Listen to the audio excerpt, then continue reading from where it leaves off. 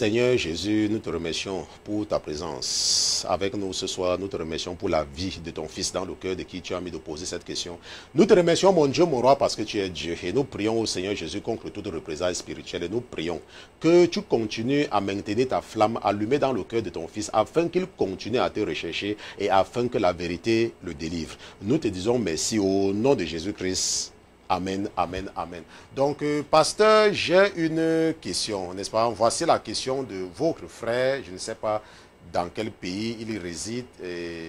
C'est ce que nous allons lire ensemble, n'est-ce pas? Il dit, bien évidemment, il a envoyé ceci sur un forum et puis ça a été envoyé vers moi, dont la personne s'adressait pas. La personne posait une question et puis je lui ai demandé de venir. Bon, bien évidemment, c'est quelqu'un qui se...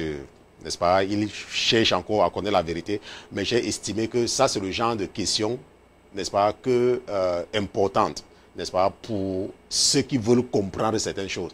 Il dit, Dieu avait interdit la représentation quelconque des choses qui se trouvaient dans le ciel, sur la terre et sous la mer. Pourquoi avait-il donné l'ordre de construire le tabernacle sur lequel il devait y avoir la représentation des chérubins qui sont au ciel dessus? Ok. Maintenant, ça c'est une question très importante et la raison, n'est-ce pas, et tu peux comprendre, et nous pouvons comprendre que ça c'est quelqu'un qui est encore captif. Ça veut dire que ça c'est quelqu'un que le diable est encore en train de maintenir dans la captivité avec le mensonge, n'est-ce pas? Et beaucoup de catholiques, n'est-ce pas, sont trompés, les prêtres, n'est-ce pas, les trompent avec ceci pour les encourager à adorer les statues de Jésus et les statues de Marie. Que la statue n'a pas de problème. Parce que c'est Dieu qui avait dit, n'est-ce pas, de faire la représentation des chérubins. Donc il n'y a pas de problème. Que la statue n'est pas un problème. Parce que Dieu avait dit ça par la suite. Et nous allons partir ensemble, n'est-ce pas, pour comprendre ce que le frère veut dire. Allons ensemble dans Exode chapitre 20, verset 4 à 6. Exode chapitre 20, n'est-ce pas, Exode chapitre 20. Parce que nous voulons comprendre, n'est-ce pas, là où le frère voit cela, Exode chapitre 20, à partir du verset 4. Voilà ce que la Bible dit. La Bible dit que tu ne te feras point d'image taillée, ni aucune ressemblance. Ni aucune ressemblance. N'est-ce pas? C'est là où je dis souvent qu'il faut, si tu as encore la création de lui second que il faut jeter ça. Ok? La Bible dit ni aucune ressemblance. La vraie traduction. Pas ni aucune représentation. Parce que c'est parfois là où on arrive à te tromper. La Bible dit que ni aucune ressemblance. Ça veut dire que même si tu crois même que quelqu'un ressemble à Jésus, ne fais même pas ça. Ok? Tu ne te feras point d'image taillée, ni aucune ressemblance des choses qui sont là en haut dans les cieux, ni ici bas sur la terre, ni dans les eaux sous la terre. Tu ne te prosterneras point devant elles, tu ne les serviras point, car je suis l'Éternel ton Dieu, un Dieu jaloux, qui punit l'iniquité des pères sur les enfants jusqu'à la croissance de la 4e génération de ceux qui me haïssent. Et qui fait miséricorde jusqu'à 1000 générations à ceux qui m'aiment et qui gardent mes commandements. On se comprend? Ça, c'est Exode chapitre 20, verset 4 à 6. Donc, la Bible dit clairement que, n'est-ce pas, dans Exode chapitre 4, ça, c'est ce que le frère est en train de faire référence, c'est que tu ne te feras point d'image taillée, ni aucune ressemblance. N'est-ce pas? Des choses qui sont là-haut. Ça veut dire que si tu penses même qu'il y a les anges en haut, tu ne dois pas te faire la ressemblance des anges. Tu ne dois pas te faire de ressemblance. C'est ce que la Bible dit. Bon, maintenant, le frère dit que, mais, Dieu a dit ça. Mais pourquoi après, il dit à Moïse, n'est-ce pas, de faire la représentation des chérubins? Et le frère a raison. Nous allons partir ensemble, toujours là où le frère se réfère. Restons dans Exode, mais allons au chapitre 25. Donc, au chapitre 25, nous allons lire à partir du verset 1. N'est-ce pas? La Bible dit dans Exode chapitre 25, verset 1 que « Et l'Éternel parla à Moïse en disant, parle aux enfants d'Israël et qu'ils prennent une offrande pour moi. Vous recevrez mon offrande de tout homme que son cœur y disposera. » Ok? Qu'il m'offre quelque chose. N'est-ce pas? Je vous enseigne ça depuis tout le temps. Ok? Qu'il m'offre quelque chose de selon ce que son cœur va disposer. Et nous allons descendre au verset 8. Je ne vais pas tout lire parce que si on ne va pas terminer. Allons au verset 8. Il dit que « Et ils me feront un sanctuaire et j'habiterai au milieu d'eux. » Et le verset dit que vous le ferez exactement semblable. Et je veux que tu comprennes ici là que la Bible dit que vous le ferez exactement semblable. Au modèle de la demeure et au modèle de tous ces ustensiles que je vais te montrer. Il parle ici à Moïse. Et par la suite, il va appeler Moïse parce que Moïse va partir au sommet 2 fois pendant 40 jours. Et tout ce temps-là, Jésus lui montrait des choses, il lui racontait des choses. Et il dit donc que vous le ferez exactement au modèle que je vais te montrer. Il dit que vous allez le faire comme je vais vous montrer. Exactement. Ok? Et maintenant, et la Bible dit que, et si nous descendons au verset 18, alors au verset 18, le verset 18 dit que, et tu feras 2 chérubins d'or. Tu les feras au marteau, au bout du propriatoire. Faites donc un chérubin à ce bout et un chérubin à l'autre bout. Vous ferez les chérubins sortant du propriatoire à ces 2 bouts.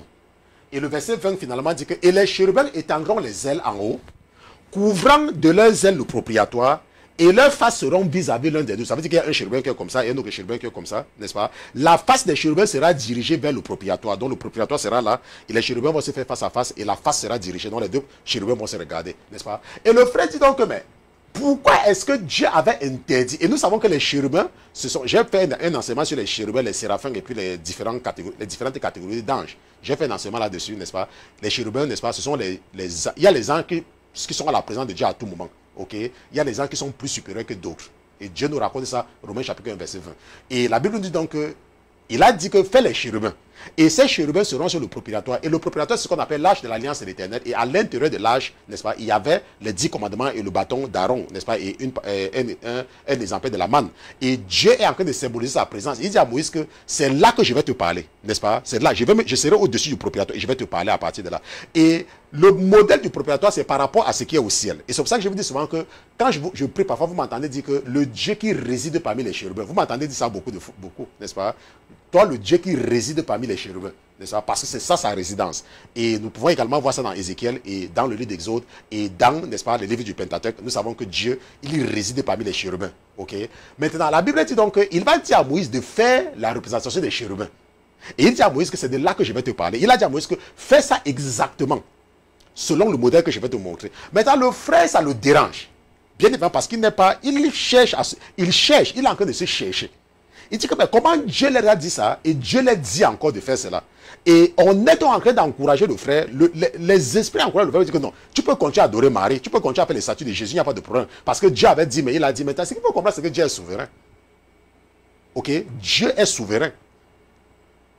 Il y a quelque chose que je devais apporter ensuite. Je vais demander à mon épouse d'aller chercher. Je pense qu'il essaie un peu d'apporter. Regarde un peu mon portefeuille dans la chambre. Parce que je vais leur expliquer cela pour comprendre. Si tu regardes dans la chambre, tu vois mon portefeuille. Ça doit être soit sur la table, soit quelque part. Malheureusement, il y a les problèmes techniques là. Ok. Là, je suis esquivé. Ok. Maintenant, Dieu est souverain. Ok. Dieu, il est souverain. Dieu n'a rien à attendre de toi. Ça dit que Dieu, si tu ne crois pas en Dieu, il ne va pas changer, il va cesser de devenir Dieu. Il ne va pas cesser de devenir Dieu, on se comprend. Il ne va pas cesser. Parce qu'il est Dieu, il est souverain. On se comprend. Maintenant, Dieu t'a dit, il te dit à toi, ne fais pas. Ok? Et il dit à Moïse, fais. Il est Dieu. Il peut dire à n'importe qui de faire, et il te dit à toi de ne pas faire. Tu ne vas pas aller dire à Dieu que mais pourquoi est-ce que tu as dit de ne pas faire et tu dis à l'autre de faire. Ça, c'est un esprit rebelle. Toi, tu te contentes des instructions que tu as reçues. Moi, je vis aux États-Unis. N'est-ce pas? Je vis aux États-Unis. Et tu vis en France. Ok? Maintenant, nous savons qu'il y a la police. N'est-ce pas? Il y a la police dehors. Si tu viens le feu rouge, le policier va te stopper. Le policier va te verbaliser. Le policier va te donner le ticket. Tu vas aller à la cour, ainsi de suite. Maintenant, Dieu a mis dans le cœur d'un policier un jour de me donner ce qu'on appelle un pass. Dieu, il a mis dans le cœur, il est justement venu me voir, il me dit, oh pasteur, j'ai quelque chose pour toi. Et il est venu me donner. Ça, c'est un pass, n'est-ce pas? Ça là, ok? Tu vas bien voir sur la caméra et derrière, il y a mon nom. Maintenant, ce pass-là, ça là, c'est si la police m'interpelle. Si la police m'interpelle aux États-Unis, je suis aux États-Unis, n'est-ce pas? Et vous savez que la police est puissante ici là. Tout ce que j'ai à faire, c'est de donner ceci au policier. Et le policier va me laisser partir. Même si j'ai violé le feu rouge. On se comprend? Même si j'ai violé le feu rouge. Maintenant, Dieu est en train de nous expliquer quelque chose. Rappelez-vous toujours Romains chapitre 1, verset 20. Et c'est ça que parfois certains pasteurs interprètent. Parce qu'ils ne présentent pas ça très bien, ils parlent de la grâce. Mais ils insistent tellement sur la grâce à expliquer parce ils détournent les gens qui ne comprennent pas. Moi, n'est-ce pas? Toi, tu es obligé de respecter le feu rouge. Si tu violes le feu rouge, Dieu va te punir. Et votre frère, même le frère Pierre, qui est à la régie maintenant, j'ai voyagé avec lui une fois. Et il conduisait ma voiture à une vitesse terrible. Et la police ne l'a jamais interpellé. Et lorsqu'il n'était pas avec ma voiture, il a essayé Il a essayé. En moins peut-être que de 2 heures, il a eu au moins 2 tickets. On se comprend? Et je vous dis que moi, si un policier m'interpelle aux États-Unis, que peut-être que je vais faire quelque chose, n'est-ce pas? Je vais lui donner cette carte. Et ce qu'il va dire, ok, vas-y, tu peux partir. Mais fais seulement attention. Donc Dieu a dit, c'est vrai, ne fais pas. Et il a dit à Moïse, fais. Toi, tu n'es pas Moïse. Tout ce que toi tu as à faire, c'est de faire ce qu'on t'a dit. Parce que si tu fais le contraire, on va te frapper. Moi, on a dit que je dois respecter le feu. Mais je peux violer le feu. Pourquoi? Parce que j'ai un pass qui me donne le droit.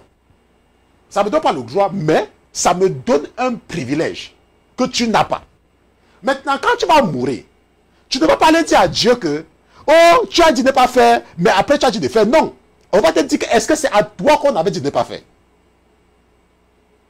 C'est pour ça que lorsque j'étais en train de préparer cette réponse, n'est-ce pas, l'esprit m'a dit que je veux que tu leur montres ceci, pour leur dire que tu es également aux États-Unis, mais tu peux, un policier t'interpelle, tu lui montres cette carte, il te laisse partir. On se comprend? Donc c'est très important de comprendre que lorsque tu lis la Bible, contente-toi de faire ce que la Bible te dit de ne pas faire. Et si la Bible dit à un prophète de faire, ne te compare pas au prophète. Parce que tu n'as pas le même privilège. Et ça, je vous ai dit, allez demander à votre frère, le frère Pierre, si vous connaissez son email, il faut lui demander. Que, mon frère, quand tu conduisais la voiture du pasteur Christian, tu partais à quelle vitesse? Est-ce qu'un policier t'a interpellé? Et ça, c'est quand nous partions à Chicago pour enregistrer le témoignage de la sœur Emma. Même pas un seul policier. Mais il a essayé après, quand il était avec le pasteur Christian, en moins d'une heure. Ma femme, je crois qu'il était avec ma femme. On l'a interpellé au moins 2 fois en moins d'une heure. Et il a compris que hey, je ne suis pas avec le pasteur. Est-ce que se comprend? C'est très important de comprendre. Okay? Donc, c'était donc la réponse, n'est-ce pas, à la question du frère, n'est-ce pas? C'était la rubrique pasteur, j'ai une question.